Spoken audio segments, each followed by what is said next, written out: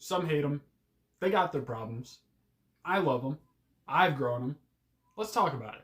So, if you've been around the road for a little while, you might have heard of some things called feminized seeds. Well, feminized seeds are some of the most popular genetics you can get. And in fact, 99% of people, I would say, if they're starting their own home grow, if they go to a seed bank online and they look at genetics, they're naturally, most likely, going to gravitate towards those feminized genetics. Well, what kind of problems have people been facing with them, and what genetic disorders should we be paying attention to when we're growing these feminized genetics? I'm Cannabis Express 420. Why don't you have a seat? So I've been growing for almost 4 years now. Once it hits May, I will be on the 4-year mark. And almost every single seed I have popped has been feminized. One has seeded.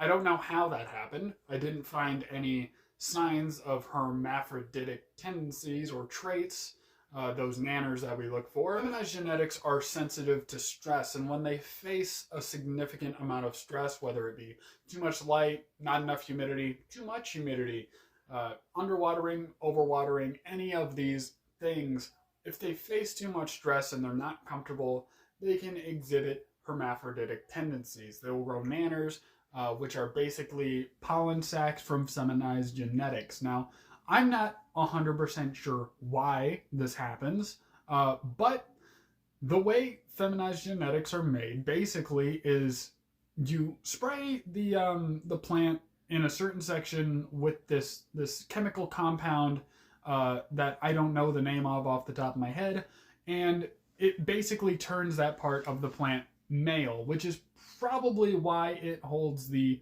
tendency to be hermaphroditic, and breed that plant with itself essentially, and then you make feminized seeds.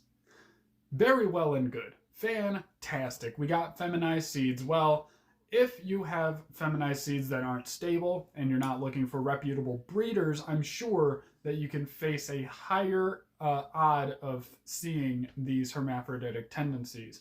Now, if you want to have a less risk of, if you want to have a lower risk of herming your plant out, and you don't want to risk herming a plant, which is basically the only risk you're facing when you have feminized seeds rather than anything else. It's the only unique characteristic, and I'm sure you can even herm out a normal female plant, but I would go with regular seeds. They're a little bit cheaper because, again, they don't have the same odds of being female. They have a 50-50% chance of being female and a 50% chance of being male. So that's a little bit of a drawback, but if you're looking to get into a breeding project anyway, just go with the regular seeds, make a whole bunch of them, and then siphon out and get the females from the rounds of seeds. It's pretty simple. But personally, if you're just looking to grow a couple of plants, grow some medicine, do something, and you're willing to give the price of the seed every single time, or you're able to keep a bunch of clones, go with a feminized pack, spend the extra money, and get those feminized seeds. In my experience, I haven't had a lot of problems using feminized seeds as long as I buy from reputable breeders, which I do every time from what I know.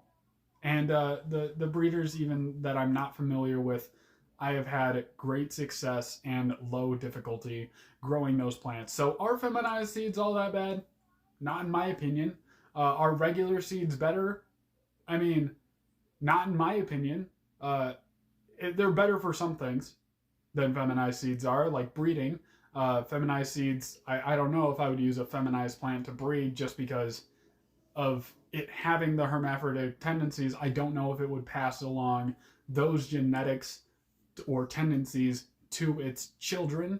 I think that I would rather have a regular stabilized genetic that I can breed with and then get all of those seeds. But that has been my talk about feminized seeds.